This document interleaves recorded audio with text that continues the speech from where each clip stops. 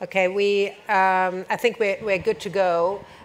It's the macro panel, in which we, of course, want to talk about the global economic outlook. There are recent reports from the World Bank suggesting that global economic growth is about to cool down a little bit more next year. And of course, Europe has its own challenges, and we're going to talk about the interest rate cycle and perhaps as well first takeaways from what we heard from the World Bank meeting just in Washington. But first of all, I'd like to introduce or let you introduce yourself. Perhaps you start with Tuan. Hi, thanks very much for having me here. As you can see, I'm not on the picture here because I'm just stepping in for someone, I think, who just got ill. So I'm Tuan Huynh. I'm the investment strategist for BlackRock for the DACH region, and happy to be here. Hello, yes, and I'm Simon MacAdam. So I'm the Deputy Chief Global Economist at the London-based macro consultancy Capital Economics. And my name is Jens Eisenschmidt. I'm the Chief Europe Economist for Morgan Stanley here from Frankfurt. As with the previous panel, if you have questions, you can just ask those, and I have a look at them and ask the question when it's appropriate through the app. Perhaps we start off with the first question, like a brief characterization of where we stand when it comes to the global macro picture, just in a phrase or in a couple of phrases. Perhaps we start off with you, Tuan. Yeah, from our perspective, I think when talking about macro, let me maybe start first in the US. This year, we are definitely seeing some weakness, so growth below trend, but we think this should reverse in 26. So this year, with all the uncertainties, have track on growth, especially also on US consumer, but we think this is going to be changed. But on the other side, as you could see with new all-time highs in equities, gold, other asset classes, capital markets are weathering through the storm. Moving to Europe, here it's more cloudy, I would say, but the hope here, and definitely Jens would be a much better person to talk about this, but we also think here with especially Germany coming up next year or in coming years with all the fiscal packages on infrastructure, increased spending on defense, that should also lift German and respectively European growth. So overall, we are quite constructive and think we are like what many have expected at the beginning of the year, that, for example, the US might slid into recession. I think we are still far away from that. Perhaps we go to Jens then directly. So what's your assessment? Yeah, so I think you said it before, that the mood in Washington was some of, at least, I mean, being a bit more cautious near term and maybe a bit more optimistic medium term. And I think we are firmly in that camp. In the sense, if you look at Europe, we are pretty sure that the main hit from the trade frictions is yet ahead of us, or still to come. Then, of course, US is also at the moment for sure cooling down, and then maybe with the medium term improving, and that improvement is maybe in the US more related to say broadly AI boom and some investment coming along with it. In Europe, here for instance in Germany, I think the fiscal package is something we can hope to see first big signs mid-26, and then so that would be relevant from our perspective for the 27 forecast more than for 26. Yeah, and I mean even President Lagarde is praising the German government, which is I think a rare thing. So are you expecting a lot from that fiscal package going into next year? Does that like change the outlook picture for you? So just briefly on the global economy and how to characterize it, I think the phrase I would use would be muddling through. That we started the year with a cacophony of risks that people were bringing up that would throw the global economy off course, whether that be trade policy, fiscal concerns, or sell-off at the long end of the bond in the bond market.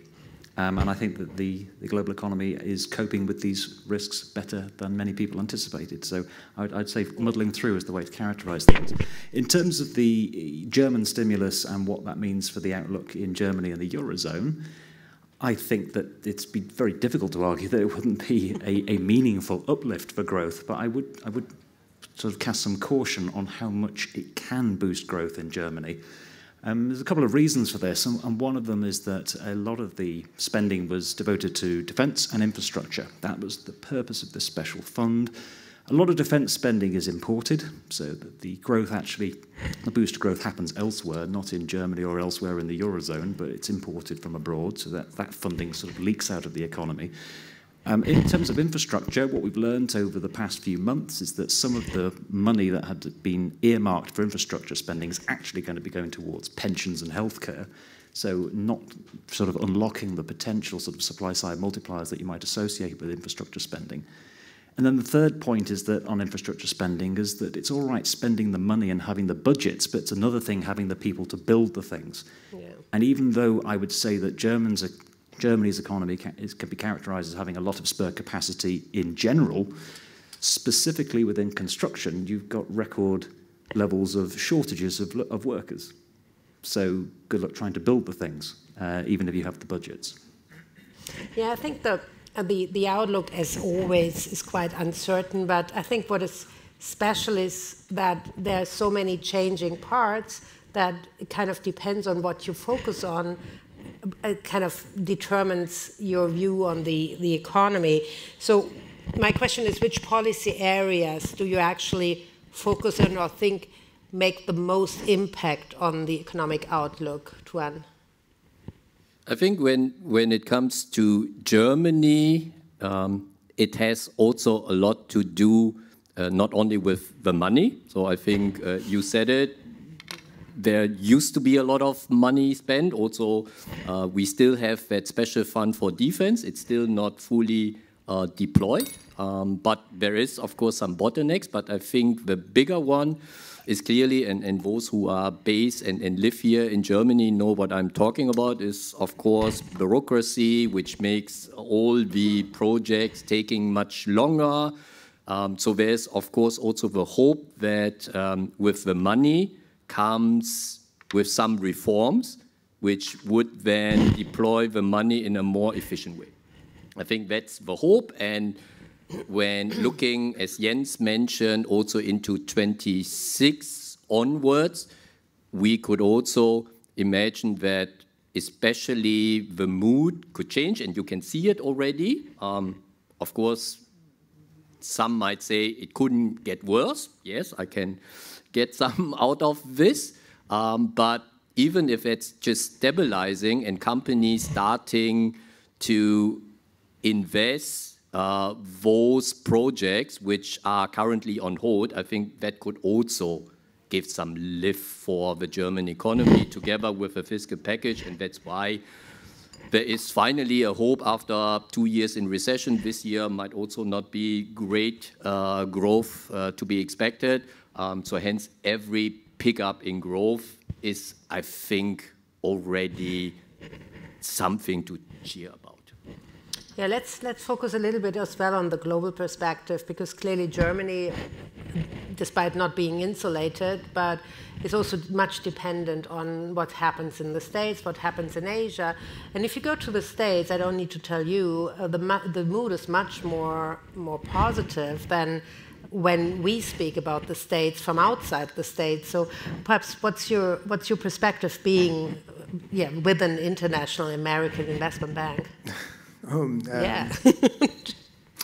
Well, I mean, I think it's certainly true that you have an element. I mean, I think that's a general truth, right? I mean, as an example, even within Europe, you go around, which I tend to do, and it makes a difference in terms of where you are, how on the other side your conversations go, and the perception is what, for instance, monetary policy should do. Typically here, you would have a much easier sell to think the next move, I mean, it's not our view, but the next move of a central bank is up, While if you go to Italy, that's much more difficult, or much more. I mean, you would encounter many more pushbacks. Now, for the US, I think there is something interesting. I mean, of course, from our perspective, this is always covered in a very broad brush. Typically, there's an element of disbelief in terms of what's happening. The big policy experiment from within, it really depends on who you are. I think the consumers are still squeezed on the lower end of the income distribution. That's the inflation story that actually led to, or can be seen as one big reasons why the elections went like they went. And that hasn't gone away. So that's an issue. But then there is certainly a lot of excitement around the investment boom I was just mentioning on AI. There's certainly, clearly, if you go to New York these days, investors are super bullish, I would say. Yeah. That to some extent, that is also not everything, right? I mean, the average is probably still subdued growth, at least in the short term, as I was mentioning before. But there's clearly some expectation that this gives rise to a much higher growth trajectory. I mean, again, on the basis of productivity gains linked to AI, it's certainly a hope for now, but it's certainly there, and probably much more than here in terms of the mood. Yeah. Perhaps we move on to the big topic of central bank policy in that respect, because clearly how the economy is faring, how inflation is doing is having a huge impact on the outlook for policy setting. I think there were recent commentary, at least from Villora Dugalo, the French central bank governor, that he's advocating another rate cut, whereas we again have like a bias here, perhaps towards another rate hike. So what do you think will be next for Europe in terms of central bank policy? Perhaps Simon? Yeah. So we're at Capital Economics are on the side of more cuts to come from the ECB. Two, actually, not just one. Two more in the following year. And sort of related to the question the previous question about which policy matters most for the growth outlook. I would say, actually, thinking about the growth outlook, I would rank policy lower down in the list of things that's sort of the major drivers of the major economies in the couple of years ahead. It's more about structural forces. We've got structurally weak growth in Europe, structurally weak growth in China, and an AI productivity boom and investment boom happening in the US. A lot of this has got much less to do with monetary and fiscal policies. If we think about specifically the question about the ECB interest rate outlook, well, I would point to the fact that the ECB has done a fantastic job of having inflation pretty much exactly 2% of the whole of this year. But in terms of the outlook for where we go from here, partly we've got a lot of factors conspiring to weigh on inflation. I mean, we've got the sort of traditional sort of factors that central banks can't control, like commodity prices. We're pretty convinced. I mean, we've seen oil has reached multi-year lows today. And I think that commodity prices more generally are going to weigh on inflation, similarly with natural gas. In terms of core goods inflation, I'm not seeing any signs yet of a flood of Chinese imports as there is trade diversion away from the US. Not seeing that yet, but by the same token, don't really see much reason for there to be a sustained increase in core goods inflation. There are lots of signs that food inflation is on its way down, having accelerated in the first half of this year. And that leaves the good old-fashioned, the key thing that keeps central bankers up at night, core services inflation. And on that front, the news is that labour markets are weakening and that employment is actually contracting outright in several Eurozone economies. The broader measures of labour market slack are moving in a direction that would suggest wage growth is going to continue to trend downwards, easing price pressures. So not only will you have headline inflation dipping below target, you'll also have core inflation below target. And if you combine that with fiscal stimulus in Germany not being a complete game changer and structurally weak growth, I think that all adds to the case for some rate cuts from the ECB. Yeah, I think we might actually incorporate the first question from the audience, perhaps one for you. So what's your take on the dollar weakness, gold rally, and the so-called debasement trade? Because that also has something to do, of course, with central bank policy setting. Tuan? Yeah, when we look at the dollar, especially this year and everything which comes along with that, I think there has been some reduction in positioning. I think that was clear, especially in the first quarter of this year. There was a clear shift out of US assets into European one, and that's maybe from our perspective also the main reason why European equities could outperform US one, which has been more or less erased over the last 2 quarters. So again, a relatively short-lived rally and outperformance. But the question I personally, and I guess my other co-panelists as well, received this year is it the end of the era of the dollar? Are investors now shifting out of the dollar into what? Into what, yeah. And that's exactly the question. And if you look at big picture, I mean, we look and analyze some of the, let's say, big picture figures. So when you look at FX transaction, as you know, there's always 2 sides in a pair. And 9 out of 10 FX transaction has the dollar on one side. And that's not going to be changed quickly.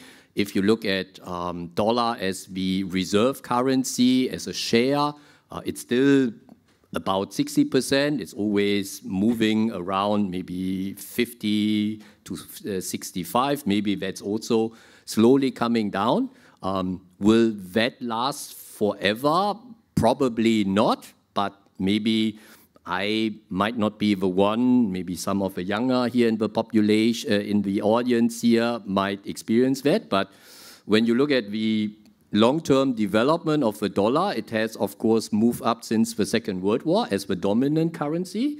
But before that, it was clearly the British pound. And maybe in, I don't know, 50, 100, 200 years, we might see another currency, be it the euro. I personally have some doubt.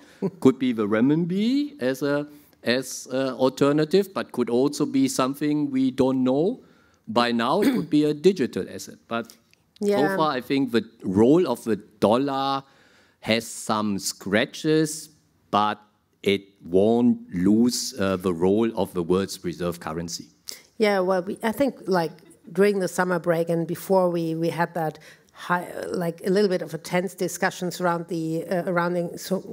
the independence of the Fed and also the implication for the dollar. So Jens, how do you see that? I mean, it's not gone away with like less headlines on it, but because the general political pressure is still on. Yeah, no, I mean, first of all, you have to see that there's no single policy path which you are either on or not. Yeah. So there's always nuances, and I think that's a way to interpret to some extent that, I mean, that would be a benign way to interpret what we are seeing from here, that, you know, the Fed has a dual mandate, and that basically the administration, there was a tap on the shoulder by the administration to maybe look a little bit harder towards the labor market part of the mandate. And but I think that's probably one way to see it. And then, of course, going forward, we do have still some events. For instance, the Supreme Court hearing on Lisa Cook, very important. And then, of course, that's the unusual part here in that situation, that we do have these events that may get us a different outcome in terms of how, for instance, the dollar is priced. Yeah. So far, I would say, you know, markets at least have come down with the assessment that the independence of the Fed is, in general, not in question. We have a couple more questions, which brings us back to Europe. I mean, with France being very unstable these days politically, some dub it already Italy 2.0. Is the political instability, hold on, I don't know it by heart, a significant risk for growth in Europe if we look into the next year? Perhaps that's one for you, Simon. Yeah, so I like the way you characterised France as Italy 2.0. I mean, on our own projections at Capital Economics, we've got France's debt ratio reaching Italy's level in the middle of next decade. Whilst Italy's debt dynamics are far more favourable and actually to a more stable debt outlook. Yeah. Just on that point. In terms of the macroeconomic consequences of what's going on politically and fiscally in France, I'd say they're actually relatively small. I think this is a big deal for bond markets, particularly for people owning OATs. But in terms of the macro spillover, I think they're quite limited. the French economy is not highly sensitive to what goes on in government bond markets. Households and firms are very much dependent on bank loan finance, and the spillover from what happens in government bond markets and government spreads to what happens to actual borrowing costs faced by households and firms is next to minimal. We've had experience of this previously in France, but also episodes, if we think back to 2018, after that election, that fateful election in Italy, when the Five-Star Movement and the League got into power. Big sell-off in the Italian bond market, absolutely no effect whatsoever on private sector borrowing costs. They didn't rise one little bit, and the economy didn't fare any different than we were sort of expecting before that election result. So I'd say the macro spillovers domestically are quite small, and therefore the potential spillovers to the rest of the Eurozone economy are also small. Of course, the other way that contagion can play out here is a sort of scare in the bond market, frightens other parts of the Eurozone bond market, but I don't think that's likely either. I mean, you haven't got the same fiscal problems in other parts of the Eurozone as you do in France, and if things do get ugly, you've got that transmission protection instrument is standing there and ready. Yeah, but still, Europe seems to be kind of stuck in the middle between China and the US. And here we probably need to talk as well about the recent trade deal developments or trade tensions. Perhaps you might give us some your view on how Europe is actually impacted by also trade restrictions for certain goods from China, and also from those tariffs, which we now have more or less visibility on for products going into the States. Yeah, surely. I mean, Europe is clearly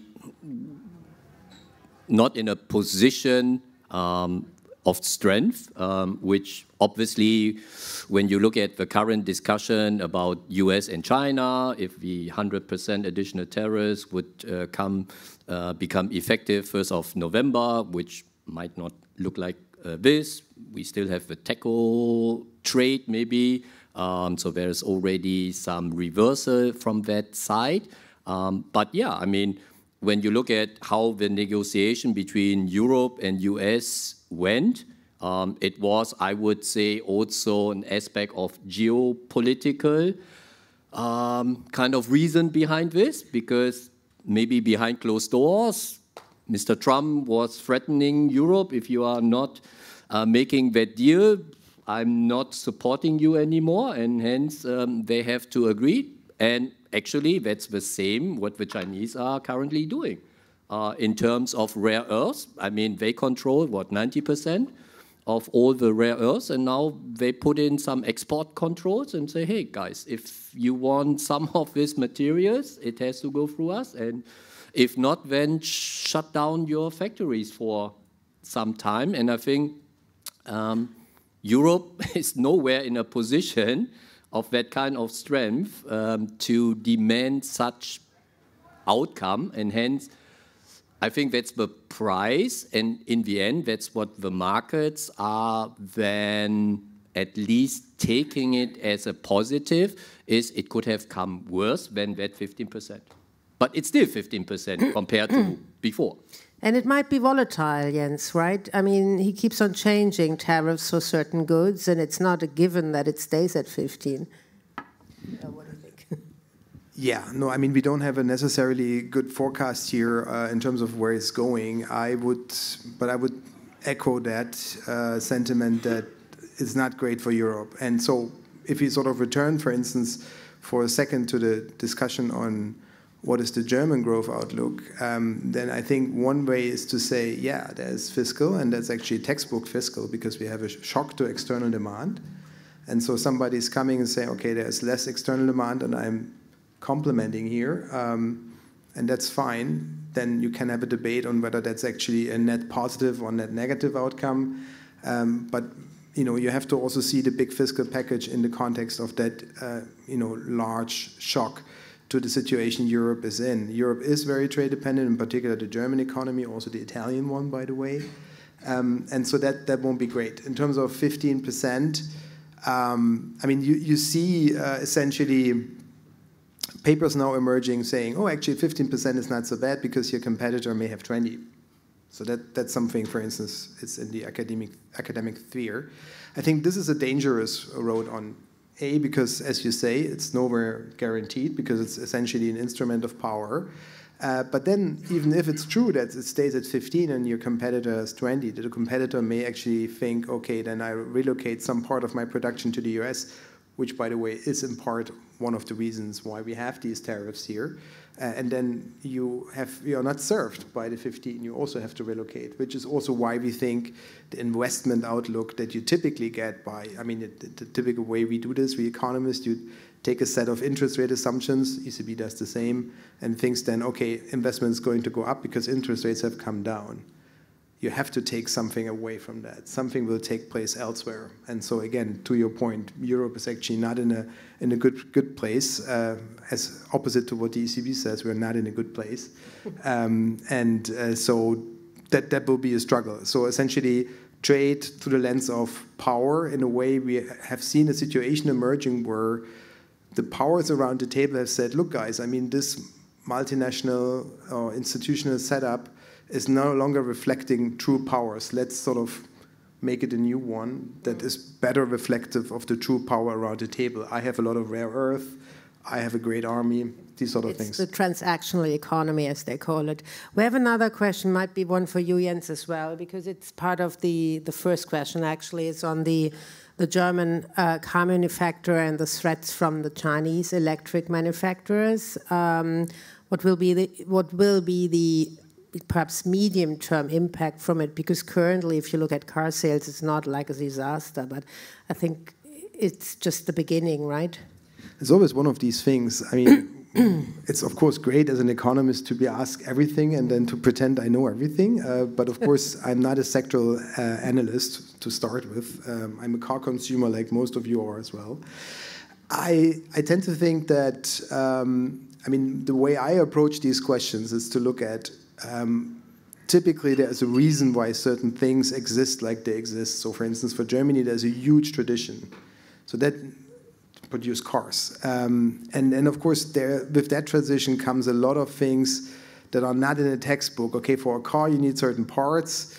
You put them together, and then you put some paint on it, and you sell it. But then you need all the engineers, all the tradition, all the sort of education around it, all the supply chains.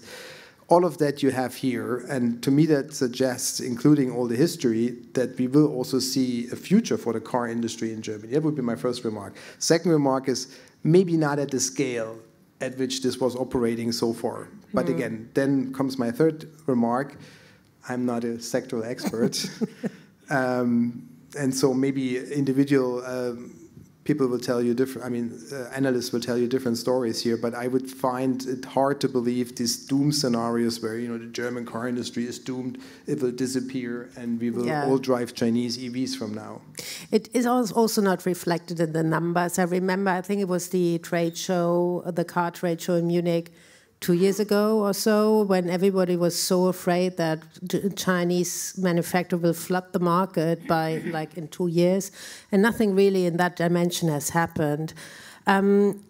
I would like to, because given the time, and we also want to talk a little bit about money flows, because clearly it's an investment forum here. So we have seen a huge inflow of money into Europe from international investors in the first, perhaps half of the year, perhaps the first 5 months. What's the latest? Is that about to reverse? Because like the first super perceived danger from the erratic policy in the States is over? What do you think? Perhaps Simon?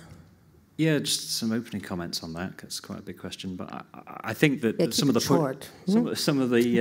the push and pull factors that were existing in the first half of this year have dissipated in both directions. So both in terms of the shock factor of what happened on Liberation Day, April 2nd, and what went along with that in terms of a general concern that the US was not just going after trade, but he was also going after institutions in the US, and also those, when they were compiling that one big beautiful bill, some of the clauses in that buried way deep into the package about what nasty things might be in there for foreign investors if they invest in US assets and what fees they might have to pay. All of that sort of driving capital away at the same time as Germany was embarking on this fantastic Zeitenwende moment. And I think that in both directions, that's sort of dissipated. There's some sort of sobering realities about that. We were talking earlier about the bureaucratic problems that Germany's facing in terms of deploying its stimulus. I mean, it took them 6 months to actually agree the details of the package, never mind to begin implementing it. So I think as realities come home, that has come into reverse. And you can see that with what's happened to the dollar-euro exchange rate. So we had seen this massive gap open up between what happened to the exchange rate and what was happening with interest rate differentials between the US and Europe. That gap has now closed, and yet that has not pushed the dollar up. So we've some of this big discount that people were fearing about US assets. I think a lot of that has now dissipated. Yeah, but what does the whole mix actually mean for trading strategies? Because if you look at your portfolio, or if you probably will get asked inside your respective institutions, so what's going to happen? What will it mean for certain asset classes? So, Jens, what would you look at in terms of like the macro data points which investors should watch most closely? Yeah, no, I think what we had before, I think we can actually connect some dots. So the transactional, as you called it, approach to, say, global economic policy, just to frame it like that, probably means that you want to put an additional risk premium on US assets, right? I mean, that risk premium could be, the fact that we are discussing things like Fed independence here. And again, I mean, you come out maybe in an assessment saying there's nothing to be seen here, but still you have to analyze it. More broadly, the fact that you can characterize what's happening on the US side as an attempt to tax the world a little bit higher, you would be part of that tax base. So in a way, it's either because of the exchange rate being seen as, the developments, while they are not managed, they're seen as, wanted, say a weaker dollar. If you're based in Europe, that should make you want to put an additional premium in terms of an additional percentage point of return that you would expect from the other side. And I think that's just one micro example of what's going on broadly everywhere. So essentially, it's certainly something that's less integrated from that perspective, a world. And so that would be one of the things I would look into my portfolio. So better regional diversification maybe. And again, I think we have seen that, and I would be surprised if that not were to continue, given current policies. Then I think a strong theme in Europe. I mean, we are all the time. I mean, if you're in Germany, for sure it's the case. You read the press and there's an element of bashing. But I think overall, what's happening here with the rearmament, I think that's the right direction for Europe. So this strategic autonomy theme, and I think that has legs. So I would certainly want to put some money on this one as well. And again, that goes in line with this regional diversification as well. Yeah, we haven't talked about China. And China is currently discussing a new 5-year economic plan. I'm not sure, but you're Chief Investment Officer for the DACH region, but I think you might have a view on China as well. We have seen a tremendous rally in shares this year, but is that going to continue? What are you expecting? What are you expecting from China? Yeah, I also spent 12 years in Singapore. Oh, that's good. And I was didn't know. visiting and spending also some time in China. No, so when you look at China, yes, the equity performance, as you mentioned, I think is one of the best performing markets this year in terms of the bigger ones. But when you look deeper into this, there's always two sides of the coin, like always. It has a lot to do with multiple expansion, as you could expect, because similar to European markets, we were undervalued, under-owned, under-loved, and the same is also true for China. And I think with the latest event, beginning of the year, with DeepSeek coming up, then the realization that China is, of course, also competing on the tech side.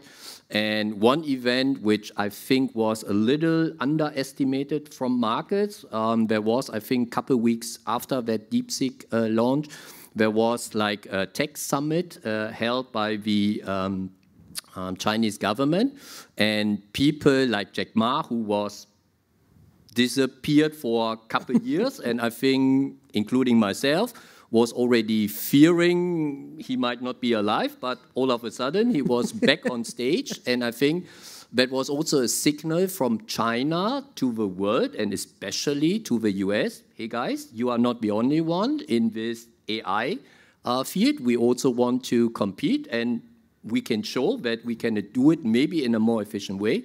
And we think this has also led to this massive performance. But again, I mean, investing in Chinese equity markets, like always, is also not the easiest way. And hence, it's tough for us to make a long-term call. When looking at emerging markets, we are definitely more positive for countries, for example, like India, because here the fundamentals looks much better.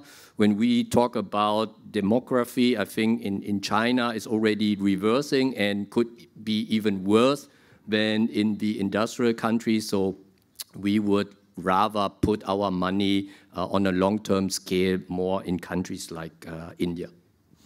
There's one question on credit spreads, which actually ties very well into a question I'm having as well on the credit space, because we've seen recent volatility coming from especially that era, that space in the market.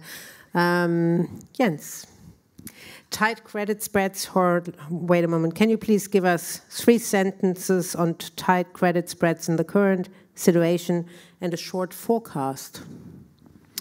Yeah, no, I think we are not, I mean, in terms of our published forecast, we don't think there is necessarily an explosion in credit spreads ahead of us. Instead, I think there's still value to be seen in some compartments. That's what our credit specialist analysts tell us. But maybe taking a step back, because I think what certainly we are in, or what we are certainly hearing a lot from the sort of the investor base, so people we talk to, are questions: is this another .com type of event, or is it maybe another SVB type of event? I mean, that's of course more closer to the credit space. That is not something we think is there, but it's clearly, I mean, it relates to all the theses that were mentioned here. If you want to believe in AI, that's almost binary. It's almost like, okay, if that's working out, then you will have a completely different growth trajectory for the US ahead of you than if it's not working out. And given the amount of money that went into the sector, there is for sure a big risk in case it's not working out. Because the amount that is going in there is reminiscent on .com type of boom. Yeah, I think it's the more than $1 million question where the next shock to the markets might come from, given that equities are close to records, credit spreads are super tight, and also the bond markets are actually not too wobbly, given the debt expansion almost everywhere. So perhaps our time is almost up. Like just a brief question towards the end, Tuan. What do you think is the most underestimated macro risk for markets? I wouldn't really call it macro risk. Or just risk, yeah. But I think where we are extremely cautious, I wouldn't say, but have a special eye on, is really credit spreads. If you compare it like 25 years ago with the tech bubble, you have also seen some similarities where credit spreads were also at all-time lows. Of course, you could argue at that time it wasn't really purely tech, but it was also telecom and media, whatever that include. And now, of course, you have real tech. But that's an area where we look at. And if we see, as Jens mentioned, we also don't foresee here any implosion in that field. But, of course, one colleague also told me, technically, credit spreads could also go to zero, right? And I mean, corporates are maybe seen now more as the safer bet than sovereigns, right? And I could see some positive out of this, but that's clearly an area where we are closely monitoring. Simon, would you agree? Or yeah. Look, just on that else? last point, I think there are quite a lot of large French corporates now whose yields are actually lower than the French sovereign. So yeah, we're already even Greek bonds. Oh yes, yeah, exactly. So already there in some cases. In terms of strictly a macro risk. I mean, we've talked about whether the German car industry is going to die. We've talked about trade wars. We've talked about fiscal problems and Fed independence. My goodness, we're all going to be leaving this room in a right sulk. So macro risk can be positive. And I think there's a positive macro story is that, that actually there's more to this AI boom in America than meets the eye. That at the moment, this is a largely CapEx-driven, capital-intensive growth that people are sort of concerned about. But what about the potential total factor productivity gains from widespread adoption and diffusion of the technology in the United States? So that's something that could actually cause growth to beat consensus expectations over the next couple of years, which is perhaps underappreciated and could sustain the rally in US assets. Jens, the last word from you. I think in the world we live in, it has to be political in one way or the other. As we are just now looking at a system, I mean, a colleague of mine, actually from the credit space, he characterized what's running in the US, or we are seeing in the US, as one big economic experiment. And, it may or may not go well. I mean, for sure, there is a big reset in overall global trade relationships. It's a big bet on that, say, AI works out. Suppose some of this doesn't work out, you have good chances to see maybe some political reactions, which are again, could produce repercussions. We have a very fragile security situation around us, so it doesn't take a lot of imagination to think risks emanating from there could be actually substantial for markets. Well, thank you very much, gentlemen. Our time is unfortunately up.